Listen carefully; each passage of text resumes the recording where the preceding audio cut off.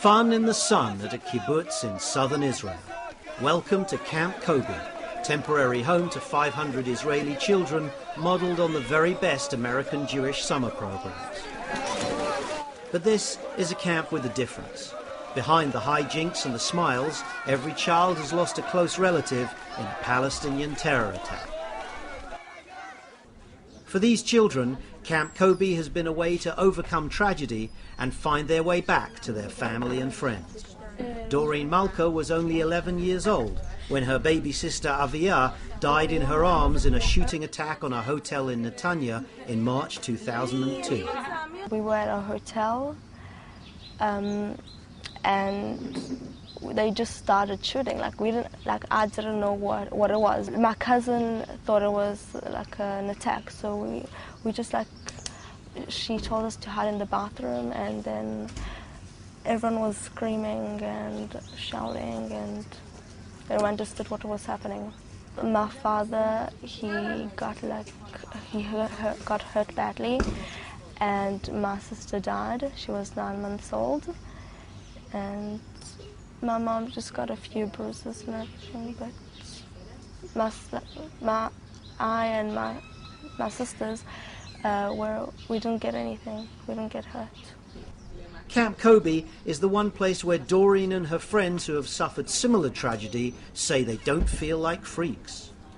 Whenever they mention something with an attack, everyone looks at me and they're afraid to talk about it, because they think that I might not feel comfortable and I'm going to remember it and everything.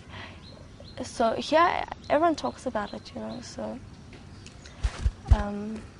it's different.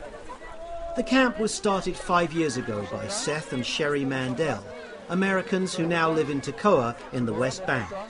It's named after their 13-year-old son, Koby Mandell, who was beaten to death half a mile from their home in 2001.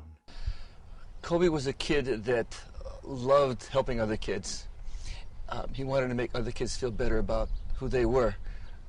We wanted to do something that Koby would like. It had to be fun. It had to be for kids. And this was a natural choice in a way to memorialize him, to make us able to keep his power present in the world.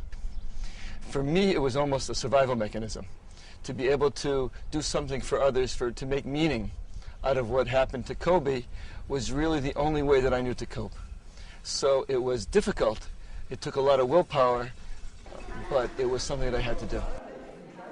Seth Mandell says that Camp Koby is more than just a memorial to his son.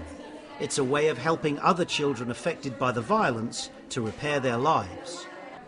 We believe that with the proper support, these kids can not only become the people that they were before, but better people. We want to encourage them to really use their tragedy, to use what happened to them, to use their life experience, which is so difficult, and make them better able, therefore, to empathize with other people, make them better able to want to go out and help others. If they can use their experience for good, it can transform that experience, never to be forgotten. It can be transformed, that experience, into something positive.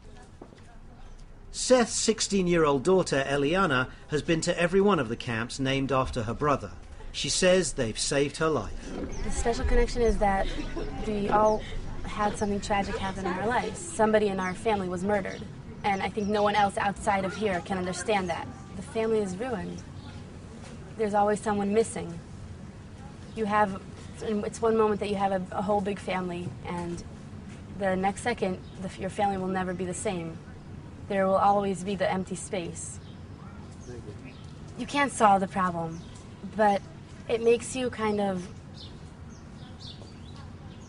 I can't say forget, but it makes you let loose all your fears and all the thoughts of the person you lost. And you can talk about it to friends and not to a shrink or something.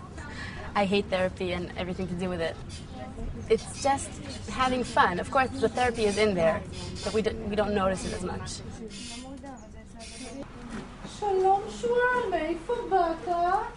Using puppets, painting and lots of laughter, Camp Koby helps even the youngest of children to come to terms with their loss and learn to have fun once again.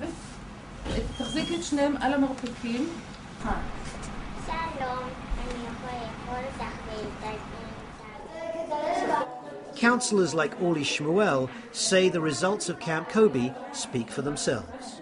Some have issues of like fear, some have nightmares, and when I'm saying this, it has nothing to do with age, right? And it also doesn't have a direct link to how far away or how long ago the tragedy happened. Being here for 4 years, I've seen tremendous progress of so many girls that wouldn't open up their mouth in a hike or an activity are now like the center of attention and like the popular girls of the group.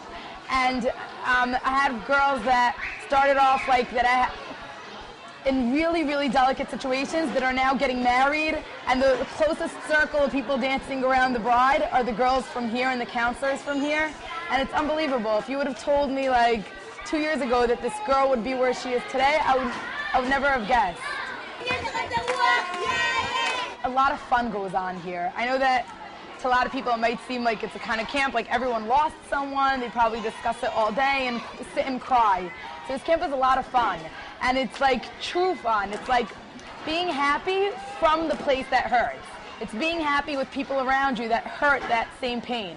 We have a girl in camp that once said to me, "Time doesn't heal, love heals." For these children, the frontline victims of terror and violence, the memory of Koby Mandell is helping to put the colour back into their lives. This is Matthew Kalman for JTN at Kibbutz Gvulot in Israel.